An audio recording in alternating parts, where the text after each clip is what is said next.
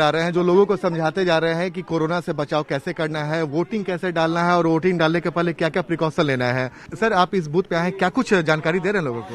ये बता रहे हैं इन लोगों को कि कम से कम 2 गज की दूरी और मास्क का इस्तेमाल करें और वोट डालने से पहले वो हाथ में जो पॉलीथीन का मिला हुआ है ग्लव्स उसको पहन ले।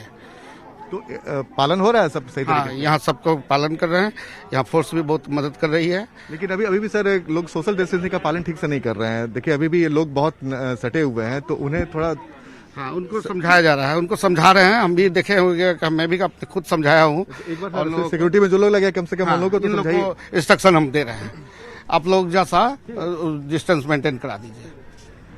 तो देखिए ये निर्देश भी है और अच्छी बात यह है कि चिकित्सक भी पहुंच रहे हैं बूथों पर और लोगों को जागरूक भी कर रहे हैं और साथ में बताने की कोशिश भी कर रहे हैं कि सोशल डिस्टेंसिंग का पालन करते हुए वोटिंग करें। तो जाहिर सी बात है एक अच्छी कदम है जिसका स्वागत होना चाहिए, क्योंकि चुनाव के समय, जो कोरोना काल के समय वोटिंग का प्रतिशत ज्यादा हो, लोग में किसी तरह का डर न हो, ये बेहद जरूरी है। कैमरामैन सुबोध के साथ आनंद अमृतराज, न्यूज 18 नेटवर्क, बघार। आखिरी चरण का मतदान जारी है। सहरसा में भी वोटिंग चल रहा है। सहरसा से बीजेपी के उम्मीदवार हैं आलोक जी, हम बात करते हैं। कैसा क्या माहौल दिख रहा है? आप तो घूम रहे हैं हर बूथ पर। देखिए, हर जगह देखने से यही लग रहा है कि जनता के बीच बहुत उत्साह है और जनता आज के दिन एनडीए के तरफ सीधा उसका रुख है और उसका ध्यान माननीय प्रधानमंत्री नरेंद्र मोदी जी और बिहार के मुख्यमंत्री नीतीश कुमार जी को देख रहे हैं और मन बना चुकी है कि एनडीए की सरकार बनाना है और यहाँ भी सहरसा में एनडीए प्रत्याशी को जिताना। टक्कर लेकिन आरजेडी के साथ ही है। लवली आनंद आपको टक्कर दे रही है। टक्कर क्या देंगे? यहाँ डायरेक्ट टक्कर तो सीधा है कि आरजेडी से है, लेकिन कहीं वो टक्कर में नहीं है। जीत बीजेपी की होगी। बीजेपी की होगी। चलिए, तो आश्वस्त है आलोक जी की जीत बीजेपी की होगी। हालांकि फैसला 10 तारीख को होगा जब मतगणना होगी, लेकिन अभी से पार्टी के जो नेता हैं वो आश्वस्त दिख रहे हैं। कैमरा पर्सन आशीष के साथ साकेत कुमार, न्यूज 18 सहरसा। पहले भी इससे पहले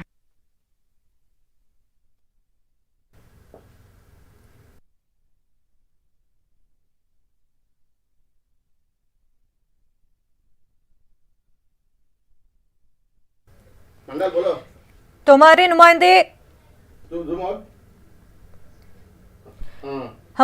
महफूज आलम हमारे साथ बने हुए हैं। महफूज, जिस तरह से आपने बात की कि खवातीन भी जो है बढ़ चढ़कर हिस्सा ले रही हैं, उनके भी काफी सारे मुद्दे हैं। जिस तरह से आप लगातार ग्राउंड पर सिचुएशन देख रहे हैं, खवातीन जो है पहले जेडीयू के हक में काफी नजर आई थी पिछले इलेक्शंस में, लेकिन इस बार क्योंकि नीतीश के खिलाफ जो हम देख रहे हैं कि एक वेव चल रही है, तो इस बार खवातीन जो है क्या फिर भी वोटर बेस बनी हुई है नीतीश की खवातीन में, या फिर इस बार जो है खवातीन ने भी अपना जो है पसंद बदल दी है? इस बार उनका क्या मुद्दा है? देखिए मुनज्जा, खवातीन जो है काफ़ी खामोशी के साथ अपने हक़ रायदही का इस्तेमाल कर रही हैं। ये समझना काफ़ी मुश्किल है कि खवातीन किस अलायंस को और किस पार्टी को हिमायत कर रही हैं, लेकिन कई खवातीन से हमारी बात हुई तो उन्होंने ये कहा कि उनका सिर्फ एक मोटो है, एक मकसद है पोलिंग बूथों पर आने का और अपने हक़ रायदही के इस्तेमाल करने का, कि वो तरक्की चाहती हैं और वो तरक्की के मुद्दे पर ही अपने हक़ रायदही का इस्तेमाल कर रही हैं। जब उनसे पूछा गया क्या घर के लोगों के कहने पर आप वोट डाल रही हैं, तो उन्होंने वाज़े तौर पे कहा कि नहीं, इस वोट डालना हमारा अपना खुद का फैसला है और हम जिससे चाहेंगे और जिस उम्मीदवार को बेहतर समझेंगे उसे वोट करेंगे। लेकिन मुनज्जा, साथ साथ आपको हम ये भी बताएं कि चंपारण में या कोसी में, सीमांचल और मिथिलांचल के गाँव में जब हम नज़र डालते हैं और वहाँ जब देखते हैं तो गाँव की सूरत हाल बिल्कुल अलग है। गाँव में खवातीन जाहिर है खुद से फैसला नहीं करती हैं, बल्कि घर के लोगों का इन्फ्लुएंस उनके ऊपर हावी होता है और जाहिर है वो जैसे चाहते हैं उस हिसाब से जो है वोट जो है लोग डालते हैं, खवातीन भी वोट डालती हैं। तो गांव में भी ये मुद्दा इस बार के इंतखाब में जो मुद्दा सबसे बड़ा है, रोजगार का मामला और तरक्की का मामला, ये गांव के लोग भी जो है इन सवालों को लेकर पोलिंग बूथों पर पहुंचे हैं। तो ये कहा जा सकता है कि मुमकिन हो बिहार के लिए ये इंतखाब जो है एक बदलाव का इंतखाब साबित हो, चूँकि बिहार में ऐसा शायद पहले कभी नहीं हुआ होगा जब एक साथ हर इलाके के लोग, चाहे वो गांव के लोग हों, देही इलाके के हों या शहरी इलाके के हों, नौजवान हो से लेकर बुजुर्ग तक, हर शख्स की जबान पर एक मुद्दा है और वो मुद्दा रोजगार है और वो मुद्दा तरक्की का मुद्दा है। जब सियासी पार्टियों के लोग जो है साबका इंतखाबात में जब भी जाते थे लोगों के बीच में इंतखाबी तशहीर के लिए, तो ज़रूर जो है जात पात की सियासी समीकरण को पर जो है वोट डालने की अपील भी करते थे और बनाने की और हिकमत अमली अपनाने की भी कोशिश करते थे जो जातीय गोलबंदी है। लेकिन इस बार जो है सियासी पार्टियां वोट डालने गईं, ऐसा नहीं है कि उन्होंने जातीय समीकरण को पर जो है अपना कुछ हिकमत अमली नहीं बनाया हो, ज़रूर बनाया, जातीय समीकरण को भी दुरुस्त करने की कोशिश की। लेकिन इन तमाम मुद्दों पर जो सबसे बड़ा मुद्दा हावी रहा वो रोजगार का मुद्दा हावी रहा। यही वजह है कि चंपारण में जब हम देखते हैं गांव के इलाकों में जब लोग जब खवातीन जा रही हैं पोलिंग बूथों पर या जो मर्द हजरात जा रहे हैं पोलिंग बूथों पर, उनके जहन में जो सबसे बड़ा सवाल है वो सवाल यही है कि उन्हें मजदूरी करने बाहर नहीं जाना पड़े, उनके लिए अपने इलाके में हुकूमत की जानिब से कुछ ऐसा इंतजाम जरूर हो जो है वो अपने हक रायदही का इस्तेमाल कर रही हैं और बढ़ चढ़कर हिस्सा ले रही हैं। लेकिन इस सब में हम जो मुस्लिम खवातीन हैं उनको कहां देखते हैं, किस हद तक मुस्लिम खवातीन जो है अपने हक रायदही का इस्तेमाल करती हैं? देखिए, बहुत सा अच्छा सवाल है ये, चूंकि मुस्लिम खवातीन इसलिए भी कि ये आज के आखिरी मरहले के इंतखाब में ज़्यादातर ऐसे हलके हैं जो अक़लियती आबादी वाला हलका जिसे कहा जाता है, जहां उम्मीदवारों की किस्मत का फैसला अक़लियती आबादी करती है। ये देखा जा रहा है कि मुस्लिम खवातीन भी बड़ी तादाद में अपने घरों से निकली हैं और अपने हक़ रायदही का इस्तेमाल कर रही हैं। मुख्तलिफ पोलिंग बूथों पर हम लोगों ने ये नज़ारा देखा, ये तस्वीरें दिखाने की कोशिश की, जब सुबह सुबह से ही खवातीन जो है घरों से निकली, पोलिंग बूथों पर आईं और उनके सामने भी ये अकेला मुद्दा था कि उन्हें डेवलपमेंट और तरक्की के मामले पर जो है वो इंतखाब करने आई हैं। तो ये कहा जा सकता है कि मुस्लिम खवातीन ने भी जमहूरियत के इस अजीम त्यौहार में अपनी पूरी शिरकत जो है दे रही हैं, वो पूरी तरह से शिरकत कर रही हैं।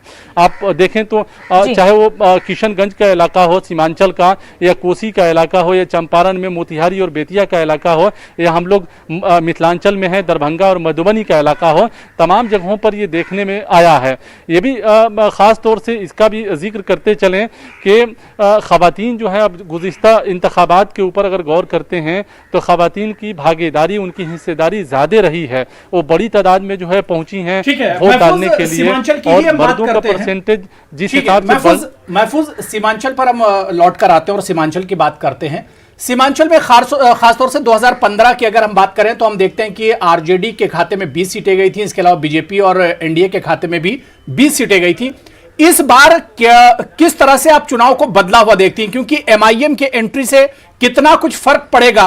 क्योंकि अगर हम जेडीयू की बात करते हैं तो उसके 12 मौजूदा वुज़रा ऐसे हैं जो तीसरे मरहले और आज के मरहले में अपनी किस्मत आजमा रहे हैं, तो जेडीयू के लिए कितना अहम हो जाता है, इसके लिए आरजेडी के लिए कितना इंपॉर्टेंट हो जाता है? देखिए अबू हुरैरा, सीमांचल के लिए अगर हम बात करें तो आज का दिन जेडीयू के लिए और आरजेडी कांग्रेस के लिए सबसे ज्यादा अहम है। बिल्कुल खास तौर से ऐसे में जब ये कहा जाता है और माना जाता है कि सीमांचल के इलाकों में ट्रेडिशनल वोटर्स जो हैं वो आरजेडी और कांग्रेस के रहे हैं। जेडीयू चूंकि गुज़िश्ता असेंबली इंतखाबात में महागठबंधन की हिस्सा थी, इस वजह से जेडीयू, कांग्रेस और आरजेडी ने एक बड़ी जीत हासिल की सीमांचल से। लेकिन आप जानते हैं कि एमआईएम ने पिछले इलेक्शन में भी अपने उम्मीदवार को उतारा था, कामयाबी नहीं मिली थी। बाई इलेक्शन में एमआईएम ने किशनगंज से कामयाबी हासिल की। तब से एक कोशिश जो है एमआईएम उपेंद्र कुशवाहा के साथ एमआईएम ने गठबंधन किया है। उपेंद्र कुशवाहा के साथ इत्तेहाद करने से जो फायदा मिल सकता है वो ये है कि पिछड़ी जो जातियां हैं या अति पिछड़ी जातियां हैं वो एमआईएम के उम्मीदवार के साथ आ सकती हैं। अगर ऐसा होता है तो सीमांचल का मंजरनामा बिल्कुल बदल जाएगा। बिल्कुल यानी एमआईएम के एंट्री से और जो एमआईएम का इत्तेहाद है उसके एंट्री से कहीं ना कहीं बहुत फर्क पड़ने वाला है। महफूज, आप हमारे साथ जुड़े रहिएगा, हमारे नुमाइंदे सुब्रतो भी हमारे साथ इस वक्त जुड़ रहे हैं। सुब्रतो, इस वक्त कहां से आप जुड़े हुए हैं और जहां पर हैं वहां पर सूरत हाल क्या कुछ है? क्योंकि अब हम देख रहे हैं 3 घंटे की पोलिंग अभी और बची है, 3 घंटे से कुछ ज्यादा की पोलिंग बची है। ऐसे में लोगों का रुझान क्या कुछ है?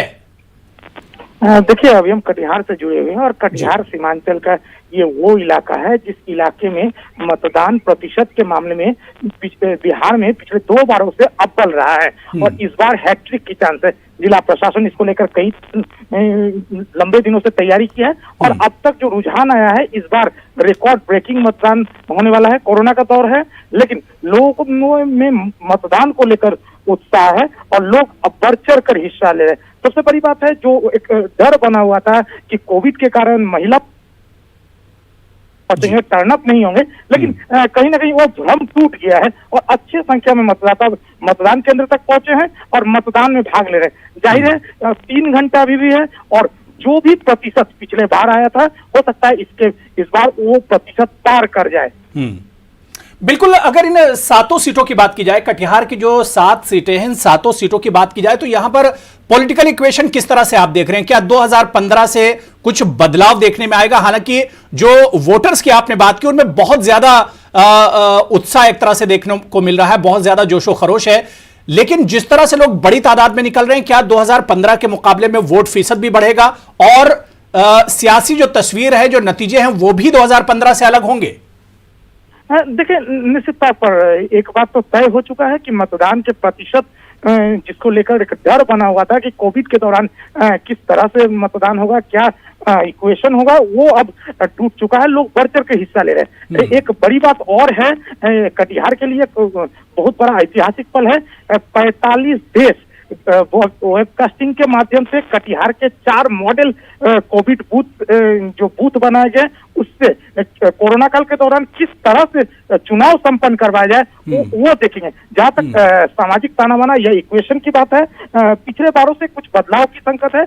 हालांकि यह टाइट फाइट है, दोनों आमने सामने हैं और मजबूती के साथ खड़े हैं। बिल्कुल सुब्रतो, एक बहुत इंपॉर्टेंट चीज मैं आपसे समझना चाह रहा हूं, क्योंकि सुबह में जिस वक्त पोलिंग शुरू हुई थी तो कटिहार की 7 सीटों पर जहां जहां पर पोलिंग हो रही है तकरीबन हर जगह से ईवीएम मशीन की गड़बड़ी की खबरें आई थी। इस वक्त क्या कुछ पोजीशन है? क्या कहीं पर इस तरह की अभी भी कोई गड़बड़ी की खबर आ रही है? देखिए, निश्चित तौर पर तारीफ करना पड़ेगा चुनाव आयोग का, जिस तरह से छोटे छोटे इंफॉर्मेशन न्यूज 18 के माध्यम से पहुंचने के बाद उसमें सजगता दिखाई गई है और जिस तरह से उसको प्रायोरिटी के साथ उसको ठीक कर लिया गया। कुल मिलाकर जिला में अभी फिलहाल वैसी स्थिति नहीं है। हालांकि कुछ जगह से जो मतदान में हिस्सेदारी नहीं लेने के लिए लोग सामने आए, आवाज बुलंद करे, न्यूज 18 उन लोग से बार बार समझाया, अपील की। कुछ जगह मतदाता टर्न अप भी हो रहा है। तो कुल मिलाकर मतदान की जो प्रतिशत है इसको लेकर काफी उत्साह है, लेकिन ये जो ट्रेंड है ये किस तरफ जा रहा है इसको लेकर अभी भी एक चर्चा बनी हुई है, लेकिन तस्वीरें साफ नहीं है। निश्चित तौर पर इस ट्रेंड को समझना, इस ट्रेंड को भापना भी बेहद मुश्किल है। हालांकि कुछ नए चेंजेस की बात आ रहा है, कुछ जगह में नए परिवर्तन की लहर की बात आ रही है, लेकिन वो तो 10 तारीख के बाद ही 10 तारीख को ही सामने आ पाएगा। चलिए, आप बने रहिए। इस वक्त सोपोल से अमित हमारे नुमाइंदे हमारे साथ जुड़ चुके हैं। अमित, क्या कुछ सूरत हाल है अगर सोपोल की बात करें, जितनी सीटों पर आज वोटिंग हो रही है? देखिए, सुपौल में 5 विधानसभा सीटें हैं जिन पर मतदान अभी जारी है और लोगों में गजब का उत्साह भी है। कोरोना होते हुए भी अभी तक 42% मतदान, ये 1 बजे का आकलन है। तो लोग लगातार वोट कर रहे हैं और लोगों में खासा उत्साह है। लोग सुबह से लंबी कतारें थी, महिलाओं में काफी ज्यादा उत्साह था और लोग लगातार वोटिंग कर रहे हैं और शांतिपूर्ण तरीके से वोटिंग हो रही है। कुछ एक जगह को छोड़ दें जहाँ पर लोग कुछ छोटी छोटी मांगों को लेकर वोटिंग से बाहर रह रहे हैं, लेकिन उसे जिला प्रशासन समझा बुझाकर फिर उसको वोटिंग के लिए टर्न अप भी किया गया है। तो लगातार शांतिमय माहौल में सुपौल का चुनाव ये चल रहा है।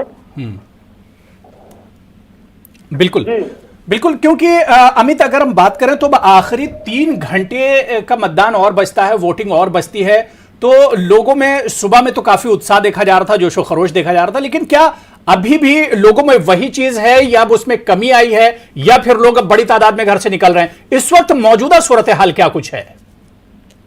देखिए, दो तरीके तो यहाँ पर देखने को मिला है। 2 तरीके से लोग वोट कर रहे हैं।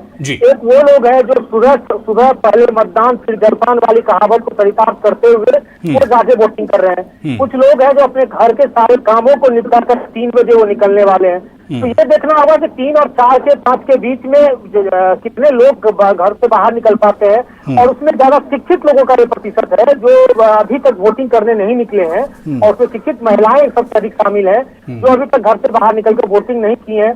और वो 5 बजे तक ये पता चल पाएगा कि आखिरकार वोटिंग प्रतिशत कितना है। पिछले चुनाव में तो 65% वोट इस इलाके में हुआ था, सुपौल विधानसभा में। तो इस बार आकलन ये भी है, प्रशासन का भी मानना है कि 5 से 7% वोटिंग का प्रतिशत बढ़ाना है किसी भी तरीके से, कि कोरोना के मद्देनजर भी प्रशासन ने काफी अच्छी व्यवस्था की है, लोगों को मास्क, सैनिटाइज, ये सारी चीज की व्यवस्था की है, सोशल डिस्टेंसिंग का बाकायदा पालन हो रहा है। तो ये सब चीजें हैं जिससे बिल्कुल। लेकिन अमित, अगर सुपौल के मुकाबले की इस बार हम बात करें तो यहाँ पर मुकाबला बड़ा दिलचस्प हो जाता है। एक तरफ कांग्रेस ने जहां पर रहमानी जो है डेब्यू कर रहे हैं, पहली बार मैदान में उतरे हैं कांग्रेस की जानिब से, तो वहीं पर विजेंद्र यादव को हम देख रहे हैं, बहुत तजुर्बा है उन्हें, 8वीं बार मैदान में इस बार आए हैं, तो मुकाबला यहां पर बड़ा दिलचस्प होगा। एक बहुत तजुर्बेकार एक उम्मीदवार और दूसरा उम्मीदवार जो पहली बार मैदान में उतरा है। देखिए, सुपौल विधानसभा ही नहीं, सुपौल के 5 विधानसभा ऐसे हैं जहां पर आप बता पाना ये मुश्किल है कि किसके हाथ में इस बार वो टिकट ये मिलेगा, जीत का सर्टिफिकेट मिलेगा। क्योंकि इस बार है कि सुपौल में जो समीकरण बना है, सुपौल में एक तरफ मिन्नत रहमानी है तो दूसरी तरफ विजेंद्र यादव पुराने खिलाड़ी है चुनाव के, तो दोनों वो चुनाव लड़ रहे हैं। बीच में एलजेपी जो बाहर का रास्ता से बाहर से चुनाव लड़ रही है, जदयू के खिलाफ हर जगह कैंडिडेट जो एलजेपी ने दिया है, तो वो कैंडिडेट भी एक अच्छा खासा वोट ला रही है, और ऐसे में कुछ निर्दलीय लोग भी हैं, तो वोट कहीं ना कहीं बट रहा है हर जगह, हर विधानसभा क्षेत्रों में यही कमोबेश स्थिति है। तो ये कर पाना मुश्किल है। जैसे निर्मली विधानसभा को ले लें, वहाँ पर 2 तरह कैंडिडेट है, यदुवंश यादव आरजेडी से पिछले टर्म में विधायक रहे, और अनिरुद्ध यादव भी बहुत लंबे समय से चुनाव जीतकर विधायक रह चुके हैं। तो उनके खिलाफ रालोसपा ने एक कैंडिडेट दे दिया है, और जो कम्युनिटी शो आते हैं उस कम्युनिटी का वोट काफी अधिक है। तो इस तरीके से हो क्या रहा है कि वोटरों का टर्नअप जो है वो बिखरा हो चुका है, कहीं एक जगह पे एक लोगों का मत नहीं गिर रहा है। तो पिछले चुनाव में देखा गया था, लोगों का एक सोच था एक तरीके से, इसको देना है या इसको देना है। इस बार इस तरह की स्थिति नहीं है, तो बता पाना बड़ा मुश्किल है, और ये 10 तारीख को पता चल पाएगा कि आखिरकार जीत किसकी हो पा रही है। बिल्कुल जाहिर सी बात है कि मुकाबला इतना जब सख्त हो तो पहले से कुछ नहीं कहा जा सकता। मुनज़्ज़र, जाहिर सी बात है इस बार के चुनाव की अगर हम बात करते हैं तो ये बड़ा अहम हो जाता है कि कोरोना का एक डर था, कोरोना का खौफ था, लेकिन उस बीच में हम देख रहे हैं कि लोग जिस तरह से बाहर निकल रहे हैं, और जिस तरह से अभी सुब्रतो और अमित कुमार झा ने बताया कि बड़ी तादाद में लोग निकल रहे हैं, और खासतौर से जब सीमांचल की बात करते हैं, बहुत खस्ताहाल इलाका, यहाँ के बहुत से इश्यूज हैं, लेकिन हमने देखा कि इस बार लोगों में जोशो खरोश ज्यादा है। मैं अमित आपके पास आना चाहूंगा, और एक चीज जो जिस इश्यू पर हम लोग बात कर रहे थे कि खासतौर से लोगों में जो इस बार इतना ज्यादा उत्साह है, जिससे जोशो खरोश हम कहते हैं, जो लोगों में इतना ज्यादा जोश है पोलिंग को लेकर, वोटिंग को लेकर, जमहूरियत के इस जश्न को लेकर, इसकी वजह क्या देखते हैं अमिताभ? देखिए, कहीं ना कहीं इस चुनाव में जो लोग हैं ना, वो कहीं ना कहीं जो भी वोटर हैं वो इस बार चाह रहे हैं कि कहीं ना कहीं हम अपने मत का प्रयोग करें। कुछ युवा वोटर, बहुत ज्यादा युवा वोटर भी इस बार जुड़े हैं जो अपने मताधिकार का प्रयोग करना चाहते हैं। खासकर सीमांचल के एरिया में जो है वो कोरोना के प्रति लोग सजग तो हैं, लेकिन उसके प्रति बहुत ज्यादा भय इस इलाके में नहीं अभी तक लोगों में पनपा था, जिसकी वजह से लोग खुलकर वोटिंग कर रहे हैं अपना। और जिस तरीके से प्रशासन ने कुछ बीच के समय में, सरकार ने भी कोरोना पर बहुत ज्यादा जो पैनिक हो चुका था, कुछ थोड़ा कम हुआ, और अंतिम चरण में जो चुनाव है इस इलाके में मतदान है, तो लोग इसको लेकर बहुत ज्यादा जागरूक भी हैं, और वोटिंग को लेकर बूथों पर जा रहे हैं। बिल्कुल अमित, एक चीज और आपसे मैं समझना चाह रहा हूं कि अगर पोलिंग ज्यादा होती है, 2015 का रिकॉर्ड पोलिंग और वोटिंग में अगर टूटता है, तो ये किसके लिए फायदा होगा और किसके लिए नुकसान होगा? निश्चित रूप से ये वोटिंग जो इस बार है, तो कुछ लोगों का कई तरह के इश्यूज है, जैसे स्टूडेंट का अपना इश्यूज है, टीचर इस बार बहुत अच्छा निर्णायक भूमिका में है, टीचर भी अपना इश्यूज लेके वहां पर है। तो कई सारे ऐसे मुद्दे हैं जिनको लेकर सरकार के प्रति रोष भी है, और सरकार से लोगों की एक आशा भी है जो सरकार को इस तरीके से इस बार ये आकलन कर पाना काफी मुश्किल है, और जल्दीबाजी भी होगी कि किसकी जीत और किसकी हार होगी, क्योंकि जिस तरीके से वोटों का बंटवारा हुआ है ये 2015 के चुनाव में नहीं हुआ था, और उससे पहले के चुनाव में भी नहीं हुआ था। तो लगता है कि इस बार कुछ चौंकाने वाले बात सामने आएंगे। तो अमित, जो इससे पहले चुनाव में देखा जाता था कि अगर एक घर है उस घर से ही एक पार्टी को वोट जाता था, यानी कि तमाम तर जो मेंबर्स थे उस घर के एक ही पार्टी को वोट जाता था। तो इस बार जो है एक ही घर में नौजवान जो है वो अलग, उनके मुद्दे अलग, वो अलग वोट देते हैं, वहीं माँ बाप है, खवातीन का वोट, वुमन का वोट वो अलग जा रहा है। तो एक ही घर में अलग अलग मुद्दों को लेकर के अलग अलग पार्टियों को वोट जा रहे हैं। हाँ, इस बार निश्चित रूप से जा रहा है, आप कह सकती हैं। और इस बार जो वोट जा रहा है वो अलग अलग मुद्दों को लेकर, जिसका भी जो भी इशू है, स्टूडेंट का खुद का जो इशू है, स्टूडेंट उस इशू को लेकर आगे बढ़ रहा है। क्योंकि लगातार जो वैकेंसीज आई है सरकार की, उसमें कई सारे बच्चे वो बहुत लंबे समय से तैयारी कर रहे थे, लेकिन उनको तो लोगों को स्टूडेंट का अपना इशू है, परिवारजनों का अपना इशू है। इस तरीके से वोट, ये नहीं पहले वाली बात नहीं है। अब लोग बिहार में जो कहते थे जातीय आधार पर वोटिंग हो रही है, तो जातीय आधार है उसमें बहुत, लेकिन परसेंटेज में कमी आई है। और अब लोग बहुत चीजों को सोच कर, नए युवा नए जो वो अब बहुत चीजों को सोच कर वोटिंग कर रहे हैं। तो इस बार जो भी रिजल्ट आएगा वो मुझे लगता है जो वो इन सब सोचों से अलग होगा। बिल्कुल जाहिर सी बात है कि अभी ये कह पाना, अमित जिस तरह से कह रहे थे कि अभी ये कह पाना बहुत मुश्किल है कि कौन जीतेगा कौन हारेगा, और किस्मत का फैसला तो 10 तारीख होगा जब न्यूज़ 18 उर्दू सबसे पहले ईवीएम का फैसला सुनाना शुरू करेंगे। और सबसे पहले आज एग्जिट पोल में भी न्यूज़ 18 उर्दू बताएगा कि कौन बिहार में इस बार सरकार बनाने वाला है और कौन इख्तिदार में आने वाला है। बहुत बहुत शुक्रिया अमित कुमार हमारे साथ जुड़ने के लिए और इस पर अपडेट करने के लिए। दोबारा हम आपसे जुड़ेंगे। मुनज़्ज़ा, आपका सवाल बड़ा अच्छा था कि इस बार बिहार के जिस तरह के इंतखाबात हैं उसमें पहले से कुछ नहीं कहा जा सकता है, क्योंकि नौजवान कहीं ना कहीं अपनी जीत देख रहे हैं। तेजस्वी यादव की शक्ल में जो एक नौजवान उम्मीदवार हैं, इधर फिर चिराग पासवान है, राहुल गांधी है। लेकिन दूसरी तरफ अगर हम बात करें तो नीतीश कुमार बहुत मंझे हुए, बहुत तजुर्बेकार खिलाड़ी हैं और कहीं ना कहीं वो एक घर से कुछ ना कुछ वोट निकालने में कामयाब होंगे। बिल्कुल हुरैरा, लेकिन अगर हम देखें कि इस बार नीतीश के खिलाफ जो है लोग काफी ज्यादा गुस्से में हैं। हमने देखा उनकी रैलियां भी जिस तरह से हुई, उन पर कहीं प्याज फेंके जा रहे हैं, कभी नारे लग रहे हैं उनके खिलाफ। तो वही हमने देखा कि काम एंड कंपोज्ड रहने वाले नीतीश वो भी अपना आपा खो रहे थे रैलियों में।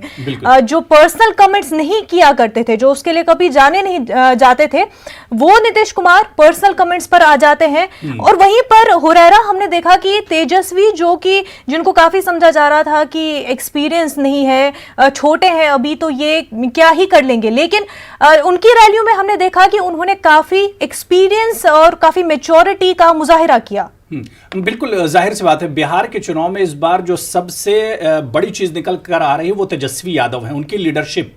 क्योंकि एक नौजवान लीडरशिप इस बार के चुनाव दे रहे हैं तेजस्वी यादव की शक्ल में। तो जाहिर सी बात है कि क्या इस बार जो आपका सवाल था कि जो युवा हैं, जो नौजवान हैं, क्या उनका झुकाव तेजस्वी यादव की तरफ होगा, या फिर क्या ये फैक्टर जो युवा वाला जो फैक्टर है, नौजवान वाला जो फैक्टर है, क्या ये नीतीश कुमार के अगेंस्ट जाएगा, ये भी देखना बहुत दिलचस्प हो जाएगा।